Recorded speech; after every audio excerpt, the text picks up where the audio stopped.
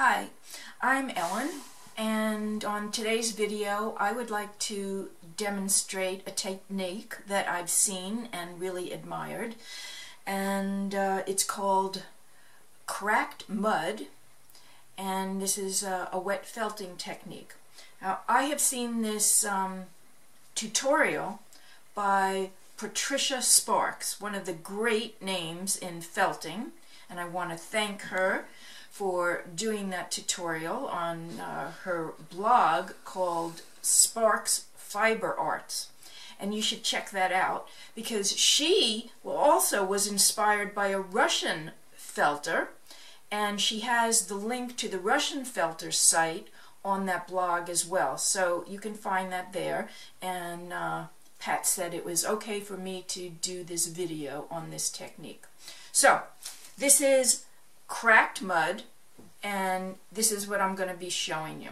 So the first thing we do is we get our setup, and what I have here is an 8x8 square on plastic that I've drawn out, and I have it on top of my bubble wrap, and I'm going to be laying my wool on this outline, which is, as I said, 8x8, and it's a copy of the grid that we're going to be using, and I'm going to show you how to make this grid.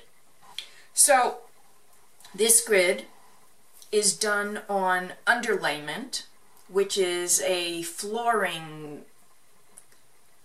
thing that you can get at Lowe's or Home Depot, and it's what I use for all my templates, and this is the template we're using for the cracked mud technique. So to make this, I had my partner Ron help me because I'm terrible at math. So basically what you're doing is you are making an 8x8 square, and I used 2-inch squares, but that's an arbitrary dimension. So these are 2-inch squares with a 1/2 inch between the squares and a 1/2 inch border around the whole grid. So to do this simply, if you mark off with your ruler a 1/2 inch, put a little mark, then measure 2 inches, 1/2 inch, 2 inches, 1/2 inch, 2 inch, and 1/2 inch. Then you turn your paper and mark the same here, 1/2 inch, 2 inch, and so on. Basically, what you want to end up with is the 2-inch square, a 1/2 inch here, 2-inch square, 1/2 inch, 2-inch square. Okay? You'll figure it out. Alright, so I am going to start by laying my wool. Now, I happen to be using Romney, and it's the first time I've ever used Romney, so I have no idea how it's going to work or felt, but I wanted to try the Romney. And I've weighed out 16 grams, because since I've done this before, the 3 or 4 samples I made kind of weighed within that gram thing. But if you don't have a scale, just make sure that you try to get your layers even throughout all of your assembly of layers. We're going to be making, 3 to 4 layers of wool on each part of this template thing. So I kind of divided it in half to give me a rough idea. So, starting. I'm going to start by laying horizontally, and I can see I don't like this wool. It's different. Alright, so I'm laying my layers. This is very different than merino. It's fluffy, and whoa, this is different. Okay.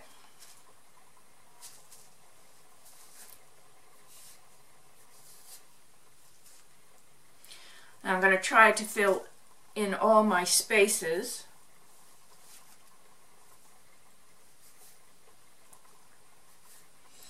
And paying more attention to the edges. I'm filling in.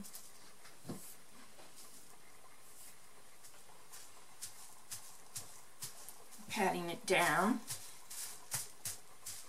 Now, I'm not worrying if it goes over my outline. Alright, so that was my first horizontal layer. Now I'm going to be laying my vertical layer. And I have this on a darkish background so I can see the wool. But I always find using white wool to be extremely difficult. But I wanted to do an all white one. This technique has a lot of possibilities. I've seen it be used in making a scarf. You can use this technique on top of fabric. Now I'm going to start my third layer, which is now I'm back to horizontal.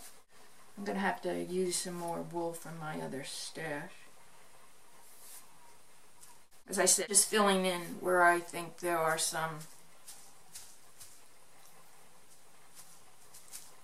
areas that could use some more wool. Kind of trying to contain it in my 8x8 outline. Alright, so now I'm going to wet this out. I just use Ivory soap to start with.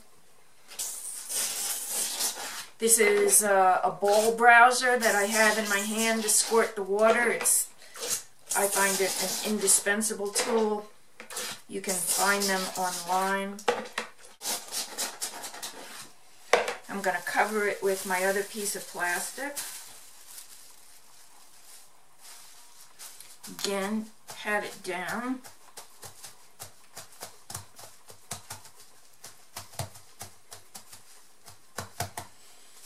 Check to see if it's wet enough. Remember, when you pull your plastic off, it's always the edges that get stuck to the plastic. So use that finger technique to get it off. Still needs a little more water. Again, this Romney is acting differently than the Merino that I normally use. I'm checking for thin spots. You do that after a while. You learn how to use your fingers and find the thin spots. And I'm finding some, so I'm going to add more wool. And what I'm feeling is it's thin along the edges, but I don't want to fold these edges over. The wool that spread over the border, because then I will end up with lumpy edges. So it will shrink in when I felt it. Okay, so that feels much better. And now, oh, I wanted to show you the grid. This is the grid before I've cut out the squares. So here's the cutout, and then I would be going along each one of these squares and cut it out. And I end up with the grid template. So I'm going to place that grid template down on my first base layers of wool. And now I'm going to start to add on top of the grid. Basically the same amount of wool that I laid on the bottom.